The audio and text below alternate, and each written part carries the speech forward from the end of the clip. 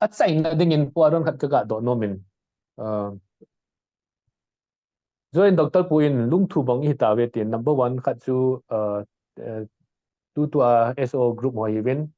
CSO hin chu ta ting le MLA so hin keng thuma hi chi thum hi very important hin chu ti le CSO ho to hin isana hi SO group mo hi ki za to jing ham ani na in ai ho dinga chu apex body anei hi cookie in pi hin cookie in pi ha thailo na hi adi in alang pia ha seo hi cookie in pi hi kang so san pul lang cookie in pi ha na ding bang ha nen ai wang kang po pia hin cookie in pi ha ti ja ha thailo ham ti mi tam ta to do hi jing ji pa hi nangin epiti nan hi chet ai dam ji pa hi ke a ko na ka to do na ji pa ha chai na hong ding he cookie in pi hi ti da na chu kang po pi la ngai ha thailo ham ti hi to do hi cái hệ đan nên năng thu độ chu chu chan pur lang zo hi aku ki ho zo hi hat thelo ham ti a hi kalain azi chu kangpu pilang hi alang khaden chu chan pur lang huinun ki tho tho yeng hi gale tol masangayang chu chan pur in apat lowa hele kangpu pilang mi pi hi I pi ha inop je muti da ka chu chan pur lang zo hi ki zui ji hin ai le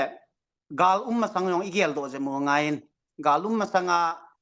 mai leon atala government policy chom chom tam ta ho I thu lel ho attack ki bol che le tribal status tribal rights attack ki bol hin ahin ku ki ho chunga hung ki bol ji teng le ke ta in jong CSO ko makan sein hi chi ku ki hina fight no wa le izol diu hin tribal hina fight ngai hi ji chun nam sunga student body ke association chu all tribal students nago to kiloi khom hi vin rally bolu jong le pi bolu jong le tribal issue I fight di hiti ani ki sei hin ai le Christian pulanga chu role model in ITLF gal masanga no umin ITLF chu ki to mona tam tam jong le aku ki an lang tribe dang dang yong la bon cha ke ven an to so thevin ahung ki to vin ala gal hu ma chu I movement u focus chu issue hi tribal issue of fighting hi pa chu overnight na ki khel thilo khana chu Christian pura ITLF akiti banga chu Kangpo pi district ang chu Committee on Tribal Unity ikiti ka uhi hechia hi kukin pi ki pai na hi lo hi hichi he team divin ka de chuting la Kangpo pi ati biting kukin pi hat dadam kukin pi tai lo dang ma chaum thei lo chu ti hat dadam Trichan pur lang banga tribe dang dang kuki pomlo na nam ometi na yong hi pun kukin pi chun ahi na bang ta a thingin sei le hen gal masanga chu kukin pi holai hung chom do atiem pa ade na umlo chuteng le kuki kho kya tha le khu ho kuki kho chu eviction dinga le khu ho bo pang chup lang ho bang kukin pi ni changya initiative lam mi pi zo chun ki ngai ne thelo amu ham ti join ka gelin tunia lam kai khat hi nein kukin pi chu a hat loading ti wang chu ken yong ka dei poi kuki chu hat he ni ti wal kukin pi chu hat ngai ai hin amona ki gel do diu khat hi a phat sa a responsibility kala lo ji wa hi society a hi mindang khat ong leng do khat ume hi chi le a phat dung ju ya hi thili chi to dham ti pa zo hi lunglin ta ki gel diu ka dein jang penin sei yang lang tua yong nam chu keno UPF chu to ding chu ko tu na su to thelo ITLF na su to thelo kukin pi responsibility kukin pin tu nen thing noi zo si meeting dinga nam thing noi jong khanai pan lo la khota iti wala namin kukin pin chi responsibility la lo la ko ham nam sunga la dinga hi chi responsibility ho cha kila ting le ada chom lo hat ding hi nang la kini hat mo sa the poi nang la kini de pa na hat sa the poi a responsibility an kila ting la hat de poi chi chu ka sei no me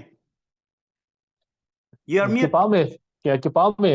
hello ki che san nen poron nen sayin to the point in well ko na jong de lo na not beating around the bush ahin adi kukin pi yong chu ko ham kukin pi hat ding dei lo chu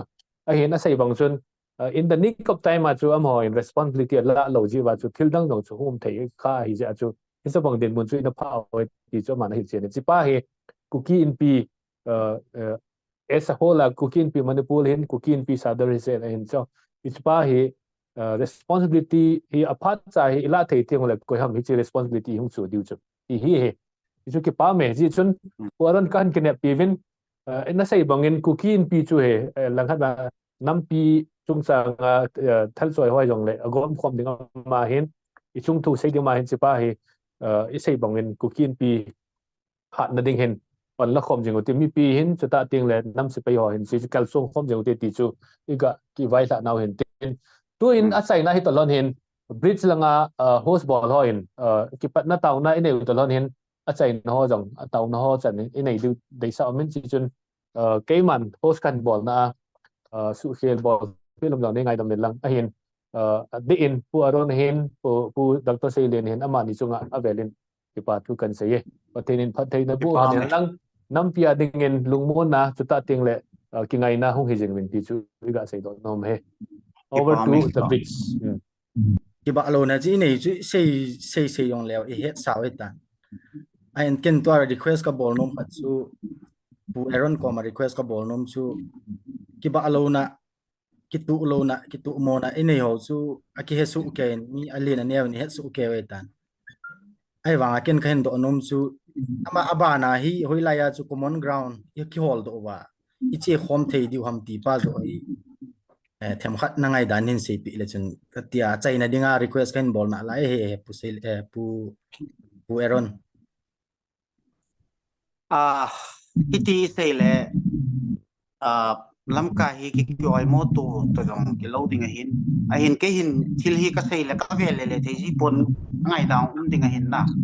to yong ka sei hi nam hi gal i chan ki tu ta ke no UPF meeting i bol wa hi le am nan khana chu nam lam kai ke ti wa le nam lam kai ho chi ti meeting a hung lo the hang ka ti atua gal le tol din muna in le lo hizat kyal ta su pi le naw hizat ki ta nisia front line ami hizat a thi ding hin ding hello gal din muna ki ma nam hi na lam kai ho meeting bolu te ta ai ki ko to wa ichi thei lo lai wa le ichi teng le sei lam kai naw pani la go no ham ichi hi first simple change ichi hi lam kai ki kim lo teng le resolution yang ki la thei poi resolution common agenda cho thei lo ting le aban i pito dam ki hezi lo tai ke o hi alang khan alin pen kai po ve ani na chu i society wa hi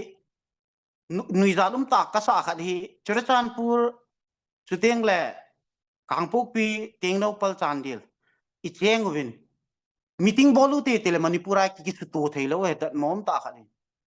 Churachandpur bolu te had ve tiutin Churachandpur chi ji ngo te kho ka sa poi a hin Churachandpur bolu te tile district dang ho in chi ha sa kangpok pia bolu te le district dang ho in chi ha sa a hin aizol ham khana gatiam khan ai bol ki mu to the hi jo ilungel ho hi nam hi na khat hi na ti pa hi telang ka gel ji ting le gen thei thu hi wat na lai ham ka ti jin pu bezep le wan them khat hi akhang lo lai oi kha di ham ka ti hin e chi chu ka sei ta ne zo ting le mi ngai dang kan sei do ki ding hin na ai wangin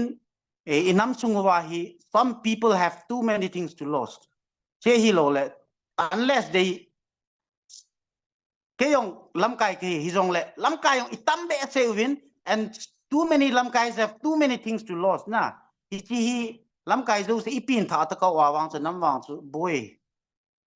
hi chan chu he no question chu ka don bon no simple non la team diu zo kai kan request ki pa me tu ni tha